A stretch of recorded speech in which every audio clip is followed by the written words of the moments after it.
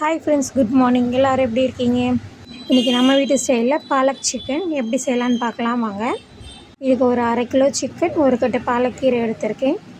பாலக்கீரையை சுத்தம் பண்ணுறது ரொம்பவே ஈஸி தான். நுனியை மட்டும் கட் பண்ணிவிட்டு மீதி எல்லாம் அப்படியே எல்லாமே நம்ம சேர்த்துக்க வேண்டியதுதான். உள்ள புல் இல்லை பழுப்பு கீரை இருந்தால் அதை மட்டும் நம்ம ஒமிட் பண்ணிவிட்டு மிச்சம் எல்லாமே சேர்த்து நல்லா க்ளீன் பண்ணி வாஷ் பண்ணி எடுத்துக்கலாம். நல்லா வாஷ் பண்ணிவிட்டு வந்த கீரையை தண்ணி இல்லாமல் பிழிஞ்சிட்டு நம்ம மிக்ஸி ஜாரில் சேர்த்துக்கலாம். இது கூடவே ஒரு கைப்பிடி கொத்தமல்லி சேர்த்துக்கலாம். இதுலேயே ஒரு பச்சை மிளகாய், ஒரு சின்ன துண்டு இஞ்சி, ஒரு 6-7 பல் பூண்டு சேர்த்து நல்லா தண்ணி ஊற்றி நைஸ் பேஸ்ட் அரைச்சி எடுத்துக்கலாம். இப்போ பேன் நல்லா சூடானதும் தேங்காய் எண்ணெய் சேர்த்துக்காங்க. இந்த கிரேவிக்கு தேங்காய் எண்ணெய் ஃப்ளேவர் ரொம்பவே சூப்பராக இருக்கும். இல்லைன்னா பட்டர் கூட சேர்த்துக்கலாம், ரொம்பவே டேஸ்ட்டாக இருக்கும்.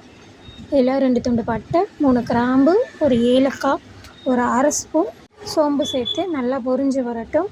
இது நல்லா பொரிஞ்சு வந்ததுக்கப்புறம் நம்ம கட் பண்ணி வச்சுருக்க வெங்காயம் சேர்த்து அப்படி பதம் வர வரைக்கும் வதக்கிக்கலாம். இது கூடவே கொஞ்சமாக கல்லுப்பு, 1/2 ஸ்பூன் மஞ்சப்பொடி, நம்ம கட் பண்ணி வச்சுருக்க தக்காளி சேர்த்துக்கோங்க. தக்காளி நல்லா குழஞ்சி வரட்டும்.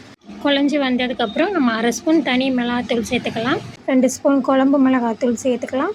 இது எல்லாமே நல்லா எண்ணெயிலே வறுபட்டு வரணும். தக்காளி நல்லா மசிஞ்சு நம்ம போட்டிருக்க மசாலாவோடு சேர்ந்து வந்ததுக்கப்புறம் நம்ம அரைச்சி வச்சுருக்க கீரை பேஸ்ட்டை சேர்த்து நல்லா கிளறிக்கலாம். இந்த ஸ்டேஜில் நம்ம க்ளீன் பண்ணி வச்சுருக்க சிக்கன், நம்மளுக்கு வெஜிடபிள்ஸ் வேணும்னா நம்மளுக்கு பிடிச்ச வெஜிடபிள்ஸ் சேர்த்துக்கலாம். பட்டாணி, உருளைக்கிழங்கு அப்படி எது வேணால் சேர்த்துக்கலாம்.